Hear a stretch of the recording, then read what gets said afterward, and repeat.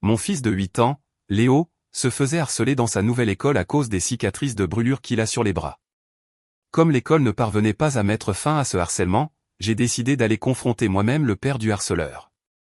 Je m'attendais à de la colère, un déni, peut-être même une dispute.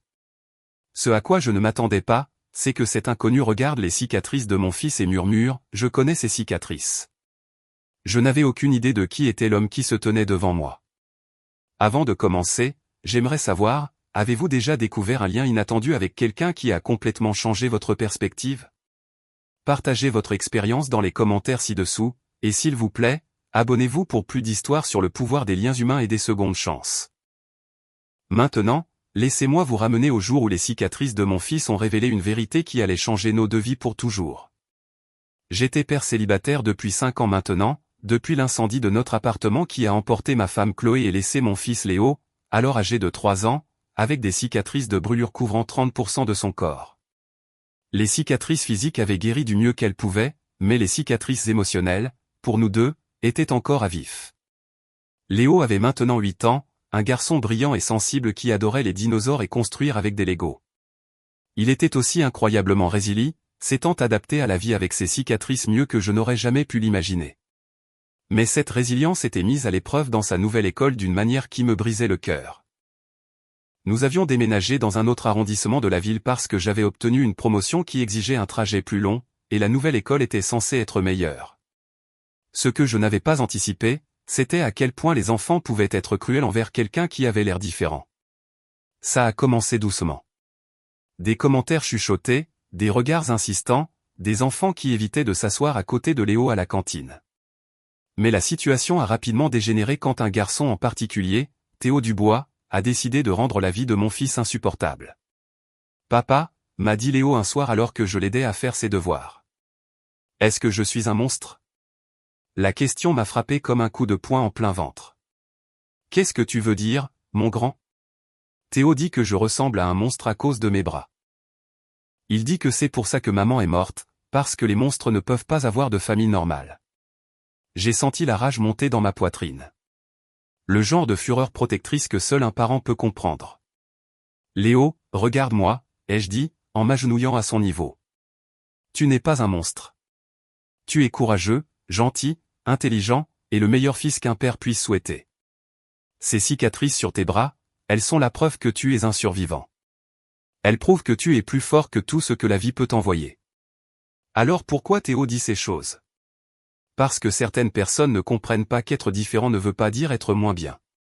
Et parfois, quand les gens ne comprennent pas quelque chose, ils ont peur. Et quand ils ont peur, ils disent des choses méchantes. Mais mes assurances ne suffisaient pas à arrêter ce qui se passait à l'école. Le harcèlement a empiré. Théo a convaincu d'autres enfants d'éviter Léo, l'appelant, le brûler, et inventant des histoires selon lesquelles ses cicatrices étaient contagieuses. Léo a recommencé à faire des cauchemars, ce qui n'était pas arrivé depuis plus d'1 an. Il me suppliait de ne pas l'obliger à aller à l'école. J'ai d'abord essayé de régler ça avec l'école. J'ai rencontré l'enseignante de Léo, Madame Duval, qui était compréhensive mais semblait dépassée. Monsieur Moreau, j'ai parlé à Théo plusieurs fois. J'ai aussi contacté ses parents, mais honnêtement, le harcèlement est une question si complexe et Théo. Eh bien, il fait face à certains défis à la maison. Quel genre de défis, ai-je demandé. Je ne peux pas partager de détails pour des raisons de confidentialité, mais disons simplement que sa situation familiale est compliquée. Son père traverse des difficultés personnelles.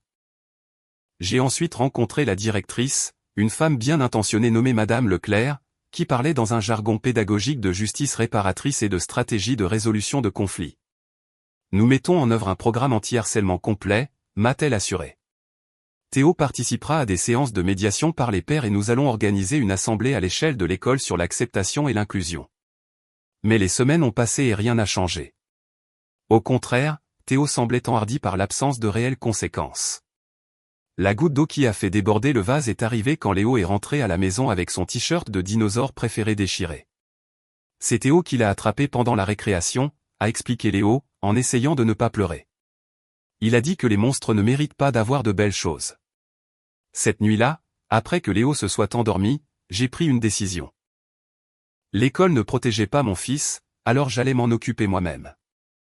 J'allais rendre visite à la famille de Théo Dubois. J'ai trouvé leur adresse dans l'annuaire de l'école et je m'y suis rendu un samedi matin. La maison se trouvait dans un quartier modeste, un petit pavillon de plain-pied avec un jardin en friche et de la peinture écaillée. Il y avait une vieille camionnette dans l'allée et une moto recouverte d'une bâche dans le garage. J'ai frappé à la porte d'entrée, le cœur battant d'un mélange de colère et de détermination. J'avais répété ce que j'allais dire. J'allais expliquer que leur fils tourmentait le mien, qu'ils devaient prendre leurs responsabilités et y mettre un terme. La porte s'est ouverte et je me suis retrouvé face à un homme qui semblait avoir la quarantaine. Il était grand, avec des cheveux grisonnants et des yeux fatigués qui parlaient de quelqu'un qui en avait trop vu. Il y avait de légères cicatrices sur ses mains et ses avant-bras, et il se déplaçait avec la précision prudente de quelqu'un qui avait été blessé et avait appris à compenser. « Je peux vous aider ?» a-t-il demandé, sa voix méfiante mais pas hostile. « Vous êtes le père de Théo Dubois. »« Je suis Jean-Pierre Dubois. »« Et vous êtes ?»« Julien Moreau. Mon fils Léo est dans la classe de Théo à l'école. » J'ai vu la reconnaissance traverser son visage, suivi rapidement par ce qui ressemblait à de la résignation. « Ah, dit-il en reculant légèrement. Je crois savoir pourquoi vous êtes là. Entrez, je vous en prie. » L'intérieur de la maison était propre mais sobre, avec le genre de meubles qui semblaient avoir été choisis pour leur fonctionnalité plutôt que pour leur style. Il y avait quelques photos de famille sur la cheminée, et j'ai remarqué que sur les plus récentes, Théo était toujours seul avec son père, sans mère en vue. « Je vous sers un café ?» a demandé Jean-Pierre, en désignant la cuisine. « Ce n'est pas une visite de courtoisie, » ai-je dit, ma colère revenant. « Votre fils harcèle le mien depuis des semaines. Il fait de la vie de Léo un enfer, et l'école ne semble rien faire à ce sujet. » Les épaules de Jean-Pierre se sont légèrement affaissées. « Je sais, » dit-il doucement. « J'essaie de travailler sur le comportement de Théo, mais il est en colère ces derniers temps. Nous traversons tous les deux une mauvaise passe. Une mauvaise passe ne lui donne pas le droit de tourmenter d'autres enfants, ai-je dit, la voix montant. Savez-vous ce qu'il dit à mon fils? Il le traite de monstre à cause de ses cicatrices. Il lui dit que c'est pour ça que sa mère est morte. Le visage de Jean-Pierre est devenu blême. Il a dit quoi? Vous m'avez bien entendu. Votre fils torture psychologiquement un garçon de 8 ans parce qu'il a l'air différent. Monsieur Moreau, je suis tellement désolé. Je n'avais aucune idée que Théo disait des choses pareilles. Je savais qu'il y avait eu quelques incidents à l'école, mais l'enseignante m'a juste dit qu'il était méchant avec un autre élève. Elle ne m'a pas dit qu'il. Jean-Pierre passa la main dans ses cheveux. C'est inacceptable. Je vais m'occuper de Théo immédiatement. Ça va au-delà du simple fait de s'occuper de Théo, ai-je dit. Mon fils a peur d'aller à l'école. Il fait de nouveau des cauchemars. Il pense qu'il est un monstre à cause de ce que votre fils lui a dit. Des cicatrices, demanda soudain Jean-Pierre, sa voix étrange. Vous avez mentionné des cicatrices. Quel genre de cicatrices? La question m'a pris au dépourvu. Des cicatrices de brûlure sur les bras et une partie de sa poitrine. Il était dans un incendie quand il avait 3 ans. Jean-Pierre est devenu très immobile, son visage perdant encore plus de couleur.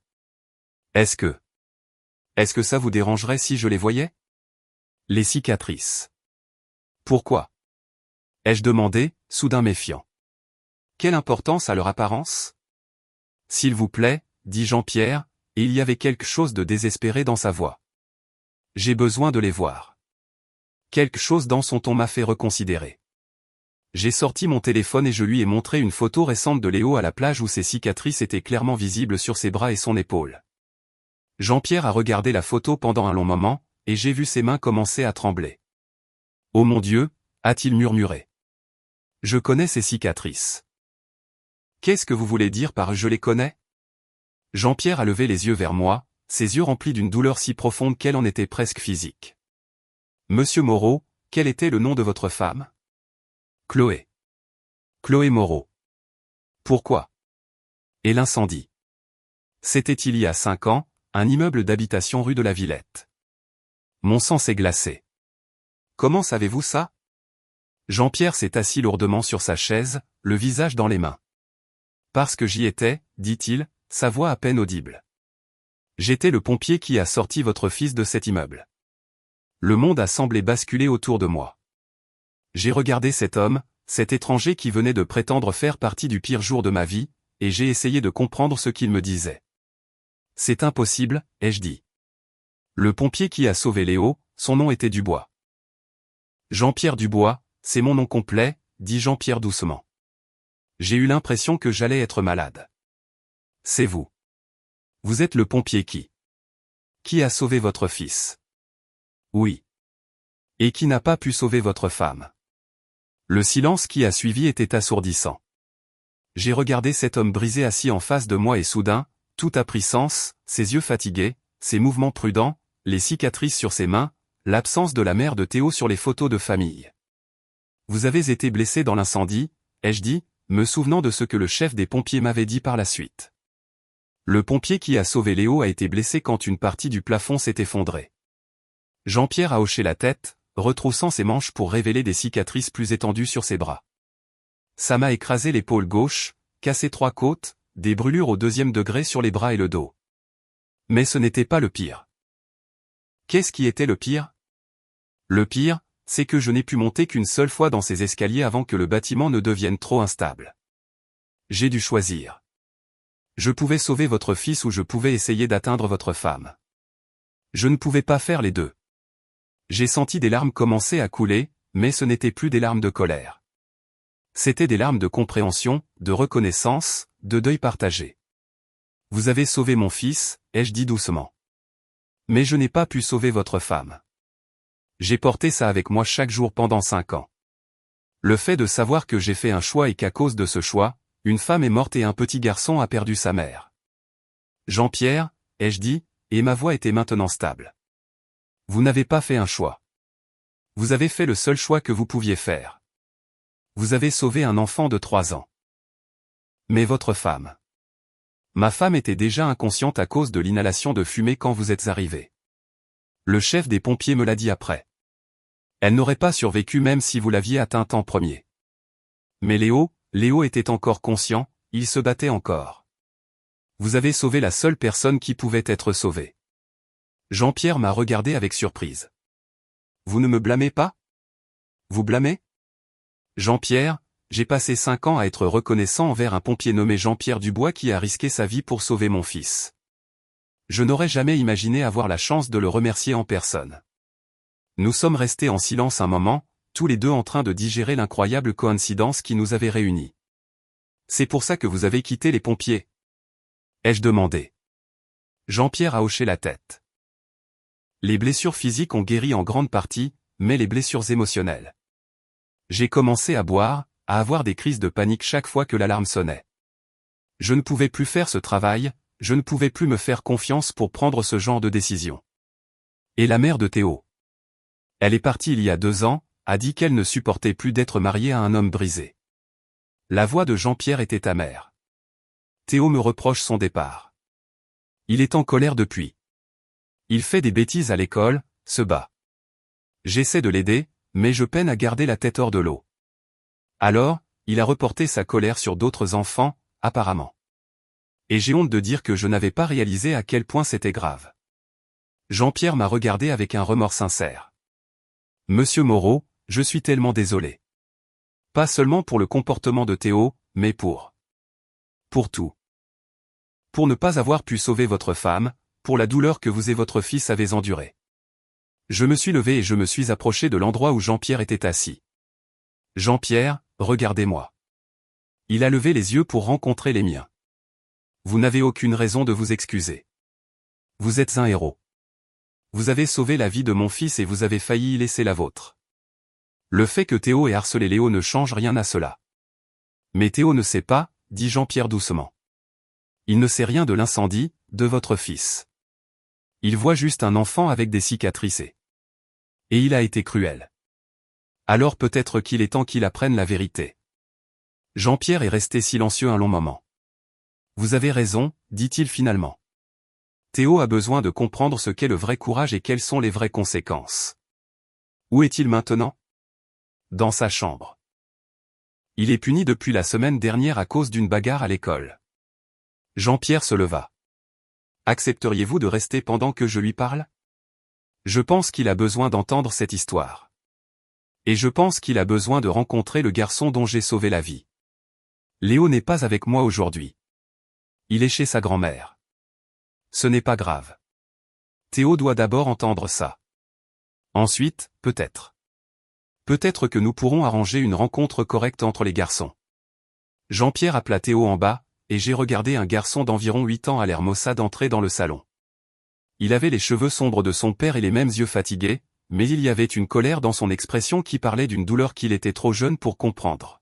« Théo » dit Jean-Pierre. Sa voix était ferme mais douce. « Voici Monsieur Moreau. C'est le père de Léo. » L'expression de Théo devint immédiatement défensive. « J'ai rien fait. Mon fils, assieds-toi. Nous devons avoir une conversation. » Pendant l'heure qui a suivi, Jean-Pierre a raconté à Théo l'histoire de l'incendie. Il a parlé de son travail de pompier, du jour où il a dû choisir entre sauver une femme ou un enfant, de la façon dont il avait sorti un garçon de 3 ans d'un immeuble en flammes et avait failli y mourir. Théo écoutait avec un étonnement et une horreur croissant.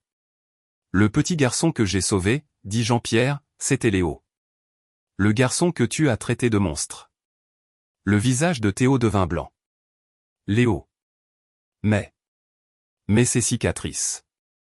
Elles sont la preuve qu'il a survécu à quelque chose qui aurait dû le tuer. Elles sont la preuve qu'il est plus courageux et plus fort que la plupart des adultes que je connais. Mais je l'ai traité de. La voix de Théo s'éteignit alors que tout le poids de ce qu'il avait fait commençait à l'écraser. Tu l'as traité de monstre, dit Jean-Pierre doucement. Tu as tourmenté un enfant qui avait déjà perdu sa mère et failli perdre la sienne. Théo se mit alors à pleurer, non pas les larmes de colère d'un enfant frustré, mais les sanglots profonds et pleins de remords de quelqu'un qui comprenait vraiment l'ampleur de ses actes. « Je suis désolé, murmura-t-il. Je suis tellement désolé. Je ne savais pas, je sais que tu ne savais pas, dit Jean-Pierre en prenant son fils dans ses bras. Mais ce n'est pas une excuse. On n'a pas le droit d'être cruel envers les gens simplement parce qu'on ne comprend pas leur histoire. Est-ce que je peux lui dire que je suis désolé? J'ai pris la parole pour la première fois depuis que Jean-Pierre avait commencé son histoire. Théo, je pense que Léo aimerait beaucoup ça, mais plus qu'une excuse, je pense qu'il aimerait un ami. Un ami, quelqu'un qui le voit pour qui il est vraiment, un garçon courageux, gentil et intelligent qui se trouve avoir des cicatrices. Théo hocha la tête avec empressement. Je veux être son ami. Je veux me rattraper pour ce que j'ai fait. Le lundi suivant, j'ai accompagné Léo à l'école moi-même. Il était nerveux, serrant ma main fermement alors que nous approchions du bâtiment. Papa, et si Théo est encore méchant avec moi? Je ne pense pas qu'il le sera, mon grand, mais s'il l'est, tu viens me trouver immédiatement. D'accord? À peine avions-nous franchi la porte d'entrée que Théo est apparu, son père juste derrière lui.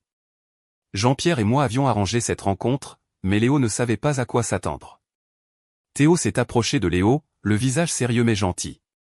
Léo, je suis Théo. Je suis désolé. Léo m'a regardé, incertain, puis s'est tourné vers Théo.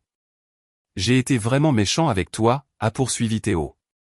Je t'ai insulté et je t'ai fait te sentir mal à cause de tes cicatrices. Mais je ne savais pas. Je ne savais pas que tu es un héros. Un héros, demanda Léo, confus. Théo se tourna vers son père, qui hocha la tête pour l'encourager. Mon père m'a parlé de l'incendie, de la façon dont il t'a sauvé quand tu étais petit. Il a dit que tes cicatrices ne sont pas laides. Elles sont la preuve que tu es la personne la plus courageuse qu'il ait jamais rencontrée. Les yeux de Léo s'écarquillèrent et il leva les yeux vers Jean-Pierre alors que la reconnaissance se dessinait sur son visage. Vous êtes le pompier, celui qui m'a sorti. Jean-Pierre s'est agenouillé au niveau de Léo, les yeux brillants de larmes non versées. C'est moi, et j'ai pensé à toi chaque jour pendant 5 ans, me demandant si tu allais bien, si tu étais heureux, si tu te souvenais de quelque chose de ce jour-là. Je me souviens de quelqu'un qui me tenait dans ses bras, dit Léo doucement. Quelqu'un qui me disait que tout irait bien. C'était vous? C'était moi, dit Jean-Pierre, la voix épaisse d'émotion. Et tout est allé bien. Tu es devenu bien plus que ça. Tu es devenu un petit garçon incroyable et courageux. Théo s'avança à nouveau. Léo, j'ai été vraiment méchant avec toi parce que j'étais en colère pour d'autres choses et je me suis défoulé sur toi. C'était mal. Vraiment, vraiment mal. Est-ce que tu peux Est-ce que tu peux peut-être me pardonner? Léo regarda Théo un long moment, puis son père, puis moi. Mon papa dit toujours que le pardon est un cadeau qu'on se fait à soi-même, pas seulement aux autres. C'est vrai, mon grand. D'accord, dit Léo à Théo. Je te pardonne, mais tu dois promettre de ne plus être méchant avec les autres enfants qui ont l'air différents. Je le promets, dit solennellement Théo. Et on peut être amis? Je pourrais te montrer ma collection de Lego. Ton père a dit que tu aimes construire des trucs. Pour la première fois depuis des semaines, j'ai vu le visage de Léo s'illuminer d'une véritable excitation. Tu as des Lego? Quelle sorte? Toutes sortes. J'ai le grand faucon Millennium et quelques boîtes de dinosaures. Et alors que les garçons commençaient à bavarder de leurs intérêts communs, Jean-Pierre et moi nous sommes écartés. Merci, dit-il doucement, de l'avoir amené ici aujourd'hui, d'avoir laissé Théo s'excuser, de m'avoir pardonné. Jean-Pierre, il n'y a rien à pardonner, mais j'ai quelque chose à te demander. N'importe quoi. Léo a eu des jours difficiles ces derniers temps. Pas seulement à cause du harcèlement, mais parce qu'il pose plus de questions sur l'incendie, sur sa mère, sur ce qui s'est passé ce jour-là. Je pense que ça pourrait l'aider d'entendre l'histoire de ta bouche, de comprendre que quelqu'un s'est battu pour lui, que quelqu'un a tout risqué pour le sauver. Jean-Pierre hocha la tête. Ce serait un honneur de lui raconter. Quand tu penseras qu'il est prêt. Que dirais-tu de ce week-end? Toi et Théo pourriez venir dîner à la maison. Léo pourrait montrer à Théo sa collection de dinosaures, et peut-être qu'après tu pourrais lui raconter cette journée, les parties qui sont appropriées pour un enfant de 8 ans. J'aimerais beaucoup ça. Ce samedi soir-là, Jean-Pierre et Théo sont venus dîner chez nous. C'était la première fois depuis des mois que j'entendais Léo rire si librement. Lui et Théo s'étaient liés d'amitié grâce à leur amour commun des dinosaures et des Lego, et Théo s'était révélé être un ami gentil et attentionné une fois sa colère redirigée vers la compréhension. Après le dîner, pendant que les garçons jouaient dans le salon, Jean-Pierre a raconté à Léo l'histoire de l'incendie. Il l'a gardé adapté à son âge, se concentrant sur la bravoure des pompiers, l'importance des détecteurs de fumée, et à quel point il était fier de la force dont Léo avait fait preuve. « Tu as eu peur ?» demanda Léo. « Oui. Mais avoir peur ne veut pas dire qu'on n'est pas courageux. Être courageux, c'est faire ce qui est juste même quand on a peur. C'est pour ça que tu m'as sauvé? Même si tu avais peur? Je t'ai sauvé. Parce que c'est ce que font les pompiers. Nous protégeons les gens. Et toi, Léo, tu valais la peine d'être protégé. » Léo resta silencieux un moment. Puis il retroussa ses manches et montra à Jean-Pierre ses cicatrices. Est-ce qu'elles sont différentes de quand j'étais petit? Jean-Pierre examina les cicatrices attentivement, son expression pensive. On dirait qu'elles ont magnifiquement guéri. Tes médecins ont fait un travail incroyable. Mais tu sais ce que je vois quand je les regarde? Quoi? Je vois la preuve que tu es un battant. Je vois la preuve que tu as survécu à quelque chose qui aurait vaincu beaucoup de gens. Je vois les marques d'un guerrier. Un guerrier. C'est ça. Ces cicatrices sont tes blessures de guerre, et elles racontent l'histoire d'une bataille que tu as gagnée. À partir de ce jour, tout a changé. Théo est devenu le meilleur ami de Léo et son plus fervent protecteur à l'école. Quand d'autres enfants fixaient les cicatrices de Léo ou posaient des questions impolies, Théo intervenait et expliquait que Léo était un survivant d'un incendie, un vrai héros. Jean-Pierre et moi avons développé une amitié improbable, bâtie sur une expérience partagée et un respect mutuel. Il a commencé à assister aux réunions des alcooliques anonymes et à travailler avec un thérapeute pour gérer son trouble de stress post-traumatique. Je l'ai aidé à naviguer dans le processus pour se remettre sur pied. Et il m'a aidé à comprendre qu'il était normal de laisser d'autres personnes entrer dans nos vies, que Léo et moi n'avions pas à affronter le monde seul. 6 mois plus tard, Jean-Pierre était sobre depuis 4 mois et travaillait comme formateur en prévention incendie, enseignant aux enfants la prévention et la sécurité. Théo s'était transformé d'un enfant en colère et turbulent en un garçon confiant et empathique qui défendait les autres enfants victimes de harcèlement. « Tu sais ce qui est drôle ?» a dit Jean-Pierre un soir alors que nous regardions les garçons jouer dans mon jardin. « J'ai passé 5 ans à penser que j'avais échoué ce jour-là, à penser que je n'en avais pas fait assez, que je n'avais pas sauvé assez. Et maintenant, je réalise que sauver Léo ne se limitait pas à ce seul jour. C'était lui donner la chance de devenir qui il est maintenant. C'était te donner la chance d'élever un enfant incroyable. C'était créer un effet d'entraînement qui continue de se propager. Que veux-tu dire? Regarde Théo. Il y a quelques mois, il était en colère, blessé, et il se défoulait sur les autres. Maintenant, il a appris ce qu'est le courage, la compassion, et comment défendre ceux qui en ont besoin. C'est grâce à Léo. C'est grâce à l'exemple que ton fils a donné. J'ai regardé Léo aider patiemment Théo à construire une structure Lego compliquée, les deux garçons travaillant ensemble avec la camaraderie facile de vrais amis. Tu as raison, ai-je dit. Les cicatrices de Léo étaient autrefois une source de honte pour lui. Maintenant, elles sont une source de force. Et Théo a appris que la vraie force ne consiste pas à rabaisser les autres. Elle consiste à les élever. 1 an plus tard, Jean-Pierre avait retrouvé un travail à temps plein comme coordinateur de la sécurité incendie pour le rectorat. Théo et Léo étaient des meilleurs amis inséparables, et j'avais appris que parfois les liens les plus inattendus peuvent devenir les relations les plus significatives de nos vies. Les cicatrices qui avaient autrefois fait de mon fils une cible de harcèlement étaient devenues le pont qui reliait notre famille à des personnes qui comprenaient notre parcours comme personne d'autre. Jean-Pierre avait sauvé la vie de Léo dans cet incendie il y a 5 ans. Mais à bien des égards, Léo avait aussi sauvé la vie de Jean-Pierre, en lui donnant une chance de voir que ses actions ce jour-là avaient compté, que le choix qu'il avait fait était le bon, qu'il était toujours le héros qu'il avait toujours été. Parfois, je pense à quel point nos vies auraient été différentes si je n'avais pas décidé de confronter le père de Théo ce jour-là. Si j'avais simplement accepté la réponse inadéquate de l'école au harcèlement. Si j'avais transféré Léo dans une autre école. Si j'avais laissé la colère et la frustration guider mes décisions au lieu de l'amour et de la détermination. Mais je suis reconnaissant chaque jour d'avoir fait le choix de me battre pour mon fils. Parce qu'en me battant pour lui, j'ai trouvé quelque chose dont je ne savais même pas que nous manquions. Une famille qui comprenait notre histoire. Des amis qui voyaient les cicatrices de Léo comme des marques de courage plutôt que de différence. Et une communauté bâtie sur le fondement de l'expérience partagée et du soutien mutuel. Les cicatrices de Léo feront toujours partie de son histoire.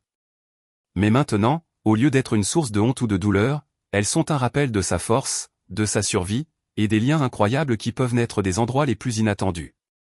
Elles sont la preuve que parfois, nos plus grandes blessures peuvent devenir nos plus grands dons. Et les personnes qui comprennent le mieux notre douleur sont souvent celles qui nous ont aidés à y survivre en premier lieu. Une histoire absolument puissante sur la façon dont notre plus grande douleur peut devenir le pont vers notre plus grande guérison et comment les cicatrices que nous portons peuvent nous connecter à des personnes qui comprennent notre parcours comme personne d'autre ne le peut. Que pensez-vous de la transformation de Jean-Pierre, d'un homme brisé portant un fardeau de culpabilité à quelqu'un qui a retrouvé un but? Dites-nous ce que vous en pensez dans les commentaires ci-dessous.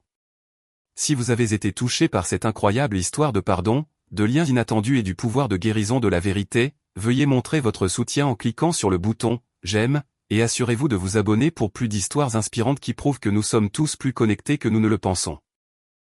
N'oubliez pas de cliquer sur la cloche des notifications pour ne jamais manquer une nouvelle vidéo.